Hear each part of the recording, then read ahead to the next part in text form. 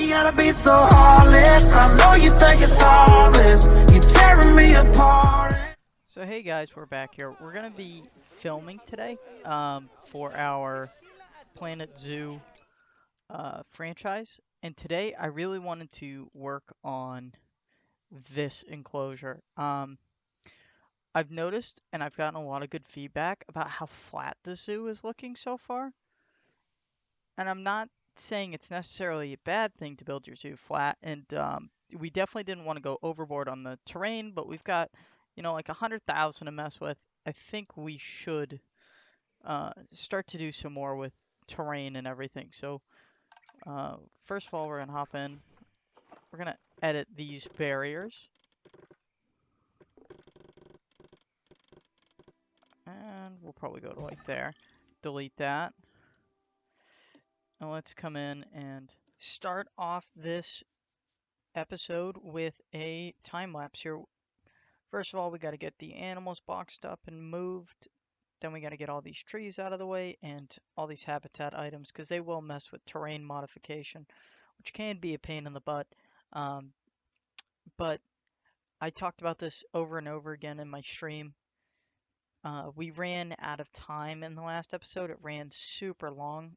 We tried to get way too much done, and it took forever to render my HD. And I don't want that. Uh, you know, I get a ton of my views in the beginning of um, the videos, so or the beginning of my streams and everything. So I didn't want to. What am I saying here? I meant to say I get a ton of views when I first post a video, so I don't want anybody clicking off because I'm in 360p. Sorry about that. But we are starting off. We are building a Himalayan brown bear enclosure, or rebuilding it, as I should say. And what's one thing that we did not have in the previous Himalayan brown bear enclosure? Himalayas, or at least some equivalent. Um, we tried doing a little trick here with these pads. I couldn't get it quite to work how I wanted, which wound up in the end working out better anyways, because we got like a three-tiered effect that looks super cool. You guys will get to see. It's actually four tiers, sorry. But luckily I had some good viewers on Twitch when I was recording this, and I had some people to hang out with and talk to, because this got super, super boring, and it's a good thing to stream during this because it allows people to ask me questions when I'm doing something kind of mind-numbing, and it helps me with staying motivated while I'm doing this because I probably placed like three. I'd hate to say 300. We probably placed at least 100 rocks, and this habitat is almost unrecognizable except for that cave. That's like the only thing that stayed in this habitat, and our concrete. Everything else here. Yes, sorry, you could see there I was responding to a question, so I stopped. But you're gonna see we placed so many rocks, and it's for the better. It made this enclosure look like a mountain biome, and that's what we wanted. These are, you know, mountain dwelling animals. There's only, I think I read there's only like a thousand of them in the wild. So we wanted to get their environment right. And certain animals, sure, you can slap down a big flat area and it makes sense. Like anything that lives on the plains, yeah, they're used to flats, maybe a little bit of rolling hills, but these are mountain animals, and I wanted to get that right. Um, and you'll see we're actually going to swap up rocks here too, so we're not just using.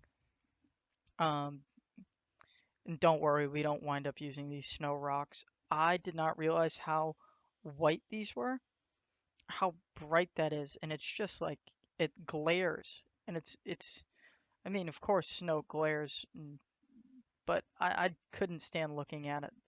So I got rid of it, and what I decided to do here was take some of these tiger rocks, and I wanted to make it look like, you guys, as you were walking by the enclosure are transitioning from like a temperate hills to a a real mountain. So I wanted to build up, and as it got higher, I went to more and more taiga, and then I'd have some rocks so it looked like, over time things had fallen, as you would see on a real mountain. You wouldn't see all one color rocks. Um, but I also wanted to get this covered. I'll say it again. I can't stand how the normal terrain looks. It's just without covering it with stone like this in a mountain setting, it doesn't look right. But we wind up doing a fairly good job. We get almost everything covered, and what we don't, we toss plants in there. We toss um, some ivy in. But I just want this to look like a big cliff. Like they're coming down to where it's a little bit warmer to go to bed and take a drink. But these animals, they're high altitude animals. I wanted to give them that high altitude because otherwise it feels a bit too I hate to say like a zoo, but it is exactly like that. It feels like a zoo, and I know this is Planet Zoo, but I again, I like a more natural look. I decide that, you know what, I'm beating myself up over these rocks. I need to toss in some plants. I need to get an idea of how things are going to look. So I know where I want rocks and where I don't need rocks. And unfortunately, I don't think they count as temperate animals. I think they're strictly taiga. And so I was using all these temperate because that's what I was using for rocks to match the other parts of the zoo. And I winded up having to tear a lot of them out. But that's okay. Live and learn. Those nettles, they had to get ripped out. I liked them. Um, I don't know if the reeds wound up staying. I wind up putting some reeds. But I get all these the plants. I get the majority of everything that I wanted in anyways. I don't think a cherry blossom really fits. When I do like a panda enclosure, I'm gonna do like a big um I'm gonna do like a big man-made structure for the pandas because obviously they're the most protected, but for these guys, I wanted it to look natural. And I like the effects too that we got going with hiding that staff door in the back like we did. Because it's in the shadow there, what's beautiful about that, guests don't even really see it, and I don't really see it, so I can forget it's there. It just looks like you got a couple of caves. We get that nice and painted up. And so we can see there's a couple of spots where the snow won't go because it's a little too steep. I figure, okay, I'll put rocks there. But now we've got an idea of how I want this thing to look fully fleshed out. Um, Things do have to change, but it is what it is. We finally take some of these Himalayan pines, and thankfully we found these because I love these things. I love pine trees. I just love the way they look. I grew up around pine trees, so maybe I'm biased. I didn't grow up near beech trees or, cherry trees, and sure, I love the color of the cherry trees, but I don't think it really fits. I love these pine trees. They just look amazing. Here you can see, now that we've got a better idea of what everything's going to look like, I can start sticking rocks in places and really getting this fleshed out the way I wanted. Um, I don't know when it was, it might have been earlier in the time lapse. I was planning on maybe putting a waterfall on top and having water come down to cover up the staff entrance, which is a good little trick because they can walk right through it. It's an effect, it's not actually water. But I realized I didn't need to do that because it's so hidden in the shadows. Here I was trying to see if they could climb, which is funny. They don't need climbing enrichment, but they do climb. So I could have used some climbable terrain here. That could have been pretty neat too. Maybe we'll do something with that. Like we'll add a little climbable platform out over the walkway or something over here, but I just wanted to get the main bulk of this habitat redone and looking very nice because I was tired of looking at it being all, I hate to say it, but boring. Like, these are an awesome animal. They're super endangered. They're going to bring us a lot of conservation credits over time. I figured they deserve the respect to get a grand enclosure. And again, the peacock enclosure, that is getting changed. I've learned some good tricks for being able to get rid of those gates and having open walkways. So I'll probably wind up doing something like that and doing like a fountain and a garden, uh, probably Asian themed. And then I think we'll just have we'll keep a walk-through enclosure, but that way we don't have to mess too much with the terrain and we can have like cherry blossoms and that can be a real Asian theme to it. Um, but that'll be something that's getting redone in the next episode. I've tried to learn as much as I can in between episodes, so I'm not coming back with only my knowledge. I'm not the best builder in the world.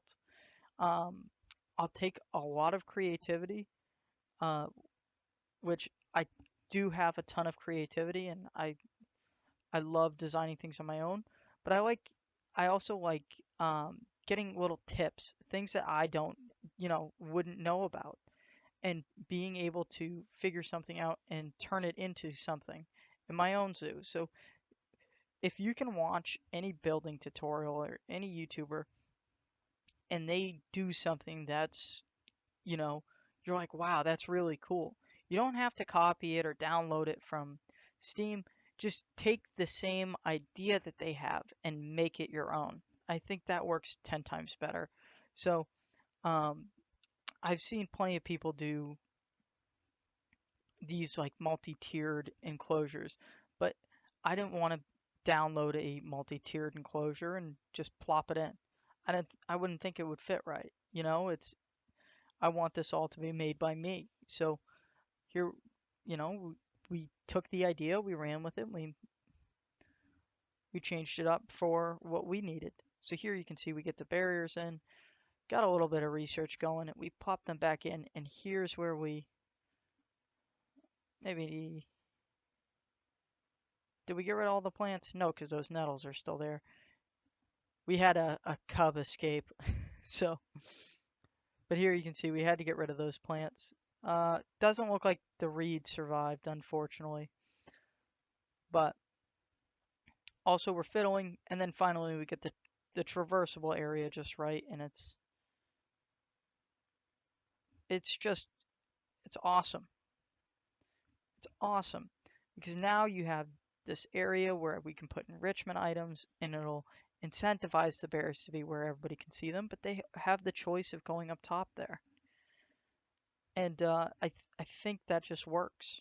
It works so much better to you know overbuild your enclosures, make them a little bit bigger, add some interaction because when you look at them, you want to be able to see these animals doing neat things. And so I really love this enclosure for that. But we're coming up close here on the end of the time lapse, and we will have another time lapse, but we plop in these vistas, and I think we go live right after we try to place these snow rocks, and I still go, oh, I just hate them. So anyways, back to the live.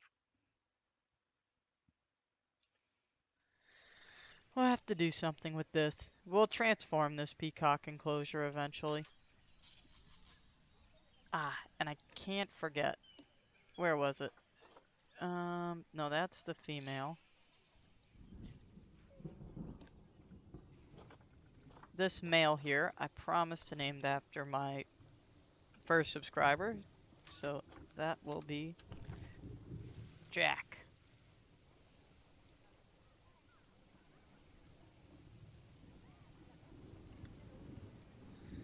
But we shouldn't have too many people clumping up over here.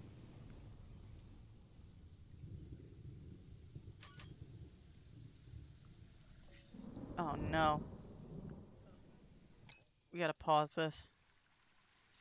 I thought I gave the male contraceptives. Let's give them to him now, just so we can get the babies all grown up.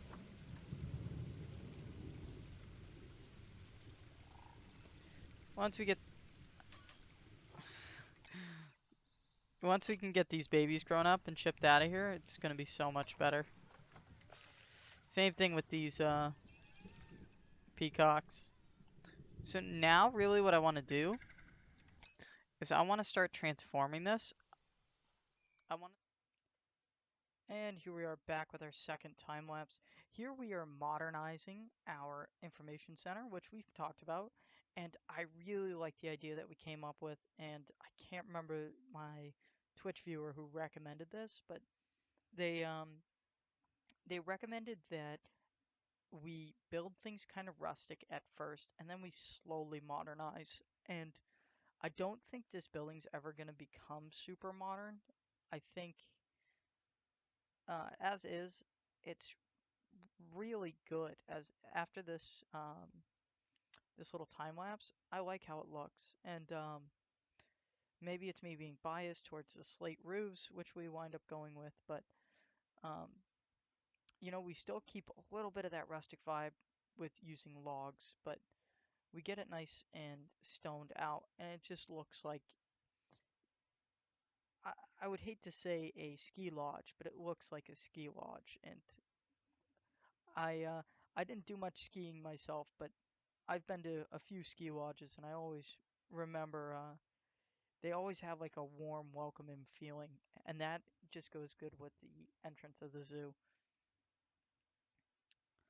Originally, I wanted to keep some wooden log walls, but my girlfriend, I was like debating it back and forth, and my girlfriend just goes, "You're gonna want to keep the stone walls. You like stone walls. Just keep them." And then she wound up being right. So we swap everything out to stone walls. We do keep our little red trim. Not sure I really like it with the stone, but we keep it. So again, everything's subject to change, but for the most part, this building, retained its shape almost entirely. The only thing we really changed was the material. And here it is. Yeah, there's her telling me, you know what? Go with the stone. You like stone? Make it out of stone. But we kept the same roof angles. I like the way the build looked. I think it looks nice. I want to keep it the same look, just different materials because those wooden logs, they look so cheap. And when you're starting out a zoo, cheap is a good look. And that's going to sound weird to some people, but how many, if you guys have ever been to a small zoo, you'll know zoos don't start out with millions of dollars. And so if you want to do something like that, go over to sandbox mode. But for, you know, an entrance to a brand new zoo just starting out, you kind of like the rustic look because it's more realistic. It's what you'd expect to see. And this isn't like a hyper realistic zoo, but you know, I certainly like how it's turning out. And modernizing as we get more money just makes sense. We've got more animals, we got more people coming in. We can start some ads. We can, um, we're pulling in some serious cash here, so why not redo our entrance building, which is the most important building in any zoo? And I will get into this, but when we start doing these flat slate roofs, oh my, I started losing my mind. Why don't they match? They don't match at all. I used the wrong roofs here. Those are painted, and I fix that in a minute. But those flat slate roofs do not match texture. They don't match color. It makes no sense to me at all why those are even named the same. Look at that. That doesn't look. Those don't look like shingles to me. But You know, we still wound up using them because they're the same name. Maybe we'll find something too we like more. Maybe like the Arctic will match color close enough. But that's my main concern. I don't want the color to be super off. We could have used painted on this and changed up the color, but I kind of like this like tan color. It's just very basic. It's like it's a modern building, but it's not in a modern design. Um, and here you see we had to shift walls all over the place, and now this building is like Frankenstein. It's just 80 million different groups slid together till they look nice. But it's all in the sake of keeping things from glitching together.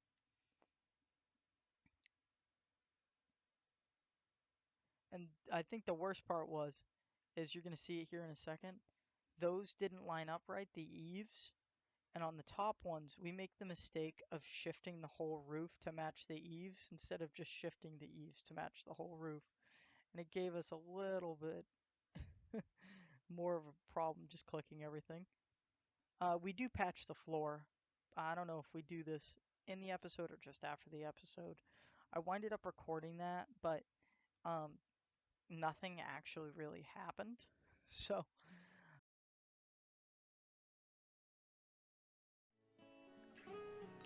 let's undo that actually. Yeah.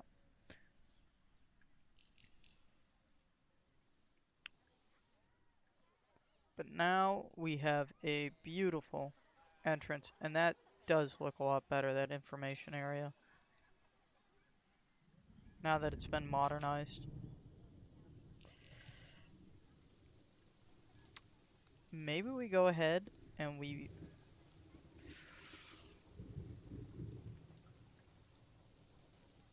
I'm not going to do that to these walls yet.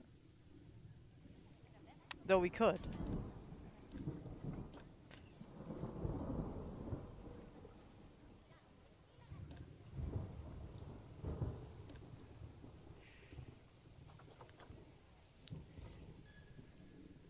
If we really wanted to, we could convert that to stone as well. I like how that looks with wood for right now. But again, in the future, everything's subject to change. I'm happy we built out this. This looks a million times better, and hopefully you guys agree. We'll see what the YouTube comments say. I'm sure it'll be harsh as always. Somebody's going to be upset. Somebody will love it. But at the end of the day,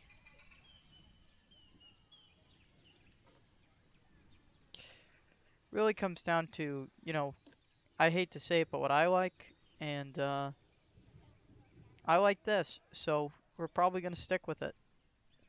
And then over here, that'll be next episode. That's going to be our red pandas.